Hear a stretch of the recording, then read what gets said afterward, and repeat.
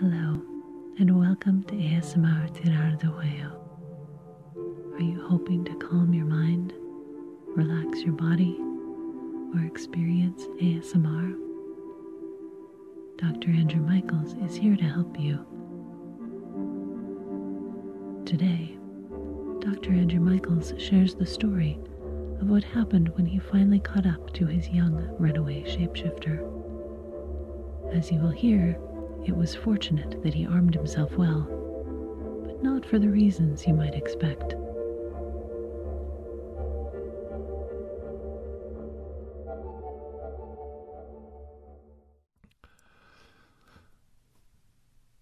Hello. Welcome. How are you? It seems like forever since I've talked to you. Oh, I know. It hasn't been that long, but I do worry. I worry I might let you down by not being there for you more often. Oh, I was hoping you wouldn't ask me about Seattle. British Columbia was hard enough to talk about. And don't even get me started on the Sasquatch story. Oh, the serial killer. So the FBI has been in contact with you, haven't they? You can always count on the FBI to do their job. They're very thorough. Okay. You want to hear about Seattle? When I finally caught up to that young werewolf. Well, you've heard of Werewolf in London, Werewolf in Paris. It rains every day, practically, in Seattle.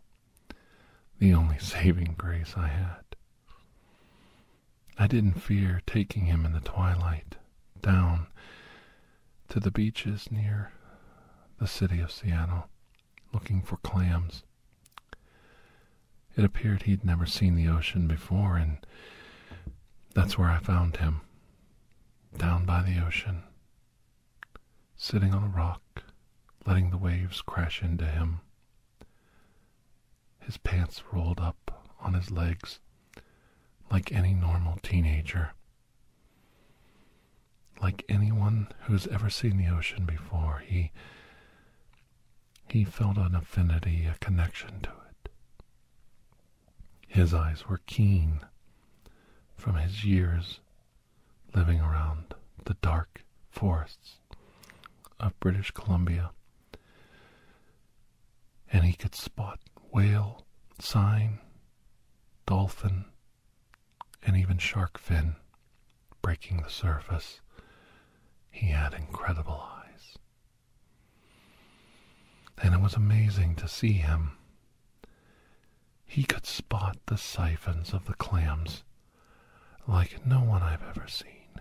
Within minutes, we had dug up a whole bucket full of gooey duck. I know, it's a funny word, but that's what they really call it. Gooey duck. Gooey duck is such an odd clam. It has this disproportionately large and long siphon hose that looks strangely phallic, and it's the most disgusting clam I've ever seen. I told him I could eat it as chowder if it was diced up, but I don't think I can eat it if I have to look at it. He laughed. As young as he is, he said, "Have you ever been to a ball game, Dr. Andrew Michaels?" I said, "Yes, of course." He said, "You've had a hot dog then? Why, you've ate it all. You've ate it all if you'll eat a pig's ass." I had to laugh. It was good becoming friends with somebody again. I think I was taking my work too seriously at that point.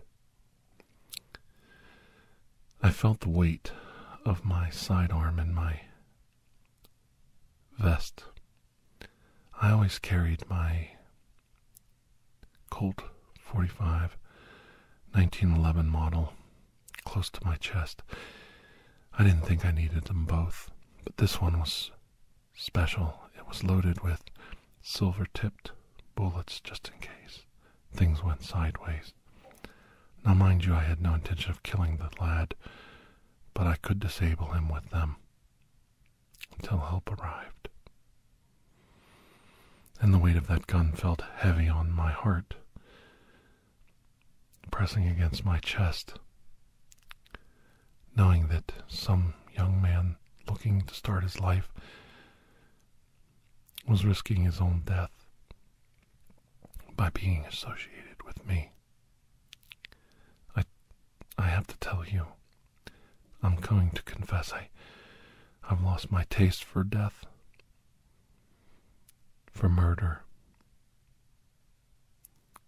At that moment, I found the weight of all my crusades coming down on me, and I dreaded ever having to pull my firearm again.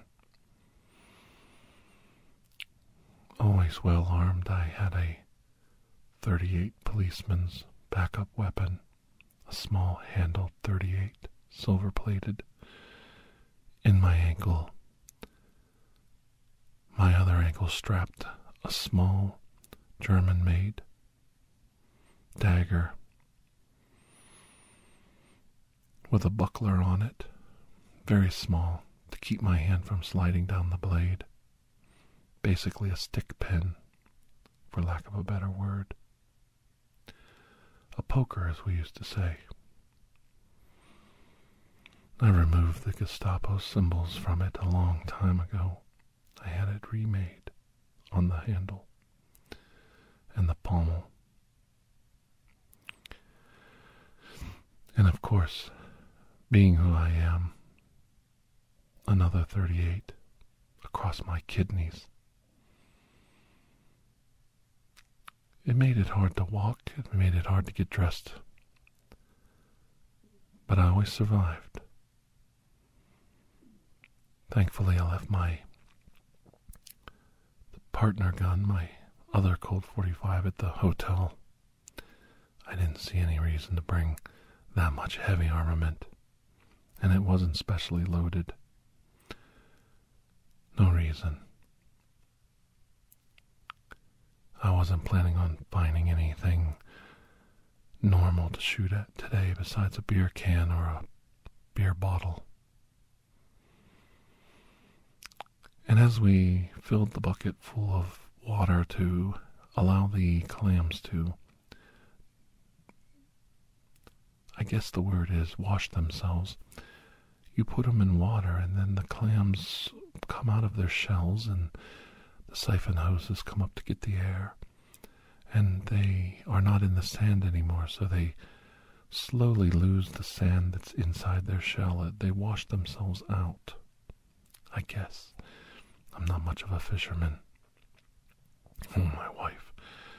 Yes, my wife is a fisherman, but not me. My children took after her. I could barely bait a hook. He could see I was a greenhorn, as they say, with clams, and he laughed at me. Though he had never seen the ocean, he said on the riverbanks were small little mussels that they used to farm out every season and have special feasts. I liked sharing time with this young man. I asked him if he liked hunting, if he was going to miss it, miss the foraging for food for yourself and the tribe. And he said yes, he was a very, very well-known hunter in the area, even for his age, and trapper.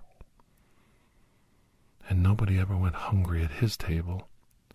He learned from his father, a man I greatly respected. To think I could even carry a gun that could kill a friend's child. The weight of all of this. Soldiers, they start to dwell on these things and they eat their hearts up in the guilt. My Why was this bothering me so much? Why was I letting it bother me? It's just a simple mission. This boy actually saved my life and the life of those cheerleaders when he killed that serial killer. Why was I letting this bother me? He's fine. The storm clouds of Seattle were protecting him from turning into a werewolf. His lycanthropy curse at bay. He was safe. All we had to do was go back, find the other agents in the area, have a clam bake, call it a night, and take the train back east and deliver him at the college. There was no reason for me to worry. Everything was taken care of. Right then, as he gazed across the ocean and we picked up our catch to carry the buckets back to the car, his eyes hit the horizon and he said, "There's something coming in. There's something coming in fast. It's big. Metal, glinting. Glinting off what?" I said. "The clouds are blocking the setting sun and the moon. What is it glinting off of?" "Not glinting," he said. "They have a searchlight. There's some kind of military vessel out there. It's coming our way." The storm clouds parted slightly. The waves slowed down enough for me to see the pier near where we were at on the beach had a vessel coming in at a quick rate. It was a long boat low in the water. I was confused by its designation. I wasn't sure what it was. Then it dawned on me, no mast, no radar, no tower. Clearly a military weapon from the deck gun in the front. My God, it's a submarine. They must be in trouble. Coming in fast, shooting a searchlight. They nearly ran into the wharf. With a tremendous, loud crack of metal, stone, and wood, part of the wharf exploding into the air, the ship become aground on the rocky rubble and sand below. They grounded it. They immediately leaped from the forward deck onto the splintered wharf, 2 men falling directly into the water, almost like they were on a suicide mission. What was going on here? It was a small sub. The men in yellow uniforms, brownish. I couldn't tell from their silhouettes who they were. We ran, full steam, leaving our catch behind towards the wharf. I fell behind. When I finally caught up, they had exited their craft. They were marching down the wharf. I caught up to my young ward. The Native American had already scoped out the situation. He was waving me down to a rock he was hiding behind. At least a dozen soldiers and a leader of military uniforms. It started to become clear to me I was looking at World War II vintage Japanese sailors. What in the world was I looking at? The war had been over for many years at this point. But there in front of me, a gaggle of geese like I've never seen in all my life. Japanese soldiers walking on to the beach near Seattle, the West Coast, the state of Washington. We were being invaded, and they were armed to the teeth. He signaled me, and I ran up to him. They obviously had not seen me, too busy marching in order and formation, their leader with his samurai sword already drawn, barking out orders. A few stragglers on the beach, necking, making out, hiding between the rocks, were running from the beach screaming. He directed 2 soldiers to run up and round them up. I couldn't let this happen. I quickly pulled my 911 45 and handed it to the young man. I told him, "Don't fire unless you have to. You're out of range." He kind of looked at me silly as I pulled my snub-nosed .38 from my back holster. Why am I telling him not to fire? Look, if you find a shot, you take it, young man. Do you hear me? I'd prefer you disable them than kill them. The ship itself seemed to be on fire. They must have been in duress. The ship catching on fire in the harbor. Ah, that's why they crashed. Their ship was disabled. The men looked old, haggard, worn out, their uniforms not in the best of order, some of them dressed in simpler mechanics' clothes. Do I try to get between the 2 soldiers and the tourists? Or do I fire a warning shot and waste a bullet? I didn't have a lot of shells with me. We were totally outgunned and outranged. Maybe they're just in trouble. Maybe they just need assistance. Stupidly, I yelled, "Hello, friends." I said a few words in Japanese that I knew. Oh, that was a mistake. That was a mistake.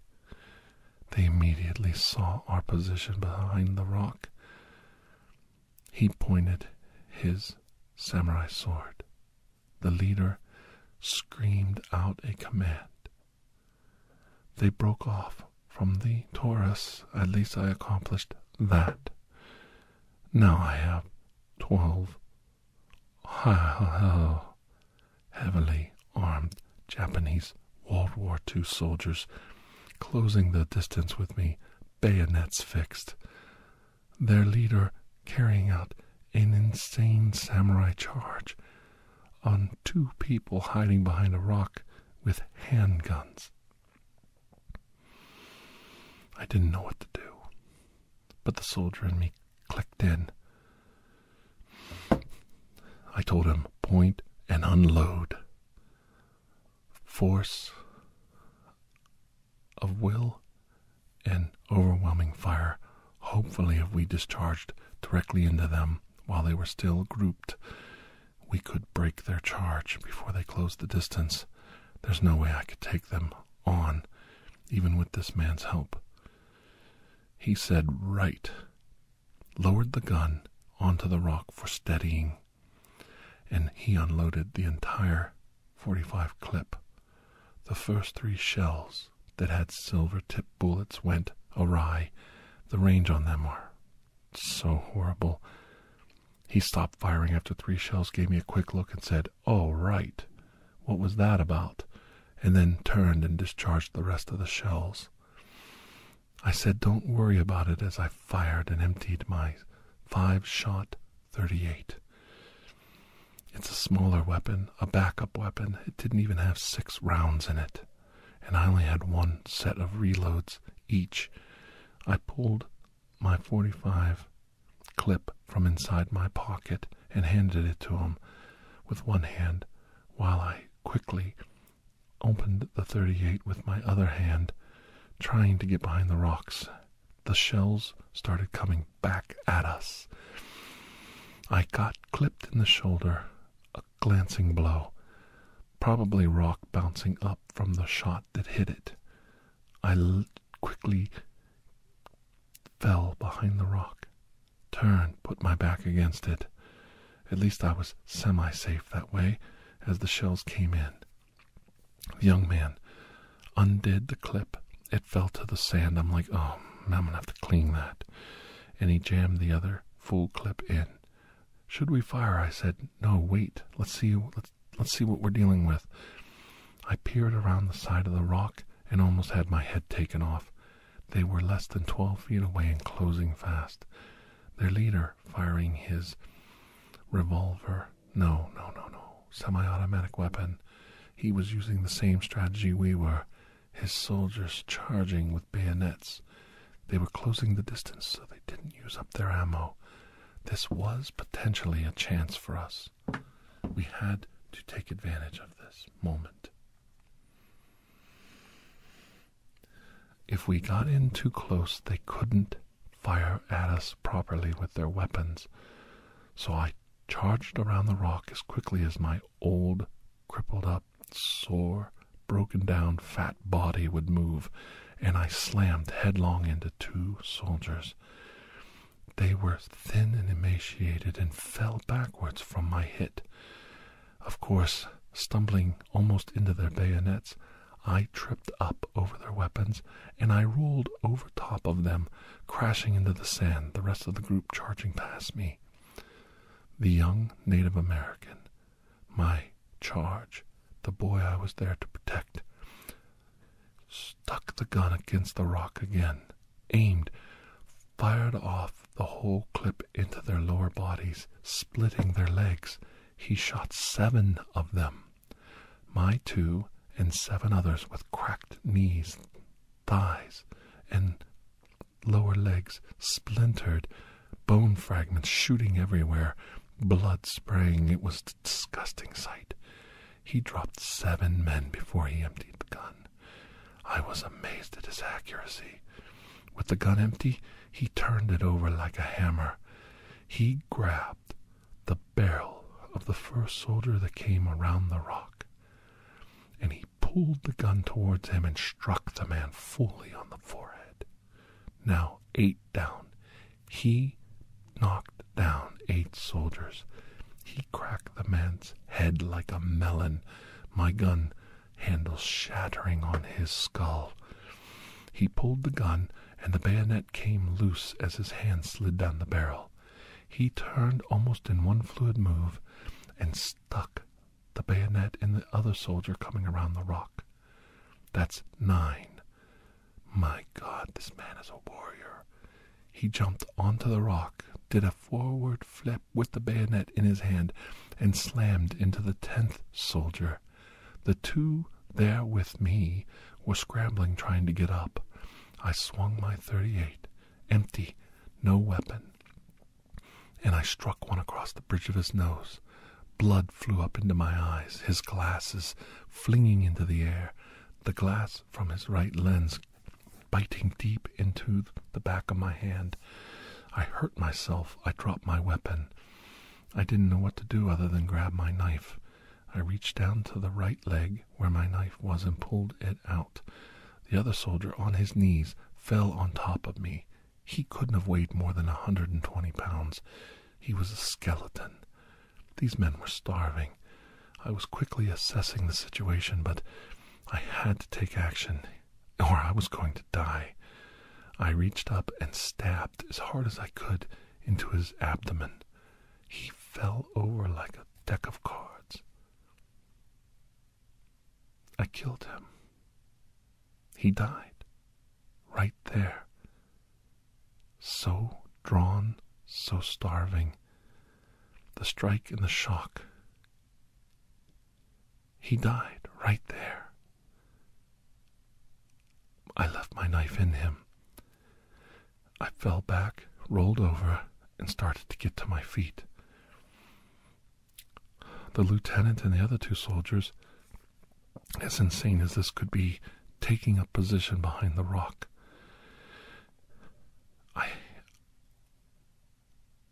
My ward running towards me. You've got to get it out of your head. You've got to get moving or you're going to die. I grabbed the weapon in front of me. He closed the distance. Dr. Andrew Michaels, are you okay? He had his back to them. They were taking a position, ready to fire on him, removing their bayonets. They were going to kill him, assassinate my young ward. I grabbed the weapon in front of me. The bayonet had fallen off. I cocked the hammer back. The bolt, I mean. The bolt on the rifle. Tell the story right. And it was loaded. It had at least one round in it. I slammed the bolt forward, threw the gun to him. It hit him square in the chest. He grabbed it, rotated completely around, swung the strap of the gun around his arm, fell to one knee. The 3 remaining soldiers were amazed. They were amazed. He took the first shot. He split the leader's skull like a... He killed him. That's what he did. The bolt came back. He slammed it forward. He fired another round. And then they fired on him. And that's when it happened. Simultaneously, he fell and knocked one of the remaining soldiers down. The last soldier got up and started running, gasping for air, gasping for breath. Oh my God, he's going to die in my arms. As I was holding him, luck, destiny, I don't know what you want to call it.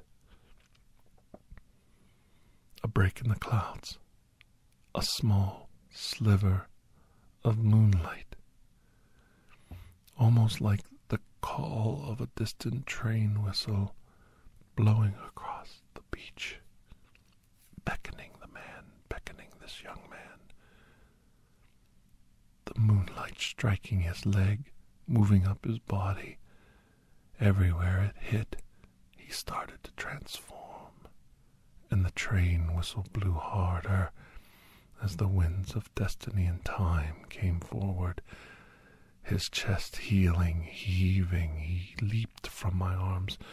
"Run away," he said as his jaw distended, as he started to transform.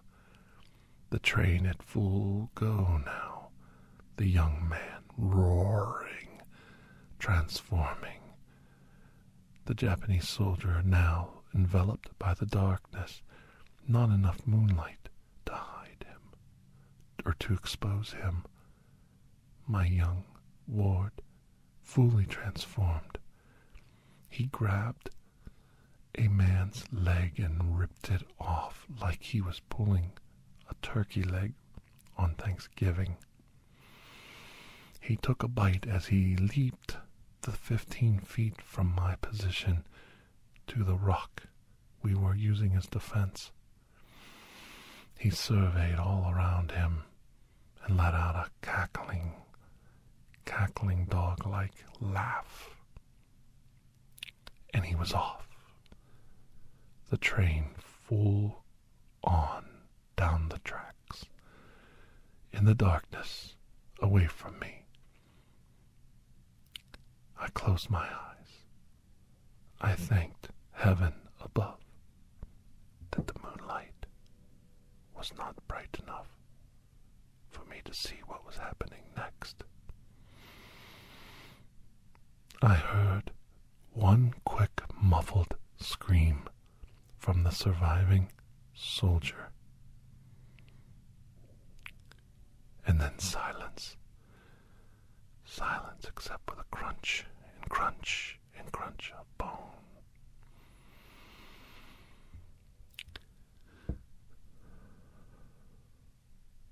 I pulled my ankle holster weapon, checked the shells. No silver tips. My gooses, they say, cooked. The young man returning with his trophy, but not the trophy I thought. Like a dog, trying to please his master, the train returned down the tracks. And there in his grasp was the bucket full of gooey duck.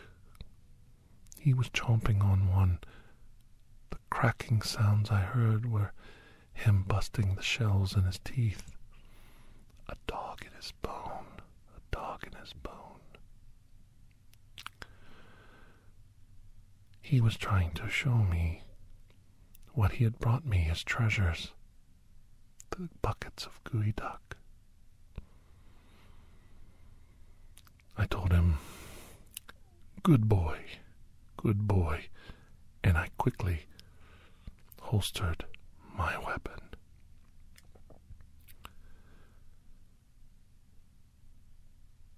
In the morning, we discovered that the radio did not work on the submarine. It must have been out for years. These soldiers hid on small islands in the Pacific, rationing fuel, food, supplies, waiting for their command, waiting for the command to attack. Their ship carried a very large bomb that was rather quickly disassembled for safety purposes. The idea was to run the ship into a wharf near the city and cause a great explosion, possibly on a fuel depot. The primer charge misfiring and causing the smoke and fire that we saw the night before. Their fuel levels at near empty, no possibility of gaining fuel, food, supplies. They finally gave up the ghost and charged for their destination. The last attack of World War II before my very eyes. I was amazed at their perseverance. These grand soldiers dying for a lost cause, for an emperor who would rather have them return home to their families at this point.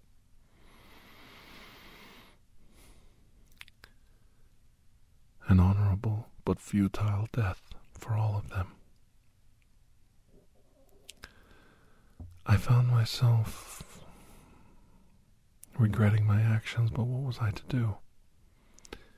When they realized the charge had not gone off as planned, they probably would have returned to the sub and detonated it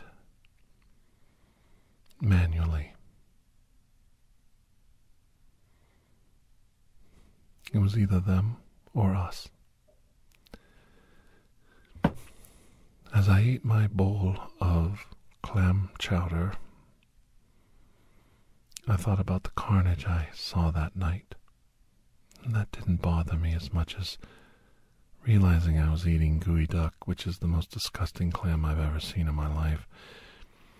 It tastes pretty good though, but it's disgusting.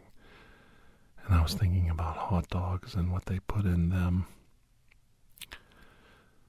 It was hard to finish my meal. I turned to my young ward and said, "No more adventures. You're going to college, young man." And he laughed at me as he finished his clam bake. The other agents laughing along with him. "We'll take it from here, Dr. Andrew Michaels. We'll take him on to college. You've got to stay here and fill out reports."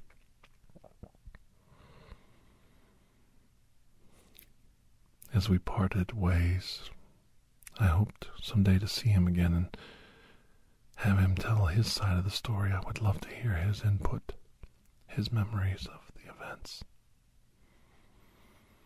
And I know his father's going to kill me when he finds out he was shot by a Japanese sniper. How am I going to explain that? I'm not. Well, that's my story, and that's how I learned how to cook clam chowder with gooey duck clams. I hope you're happy. I need a vacation, I really do.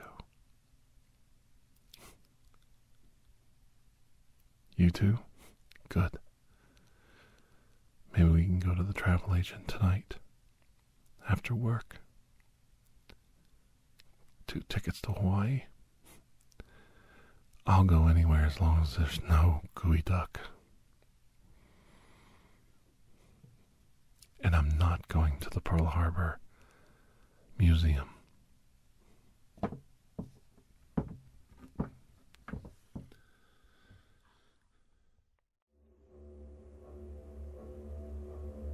Thank you for joining us for ASMR TirarADeguello. Please take a moment to rate and review this podcast.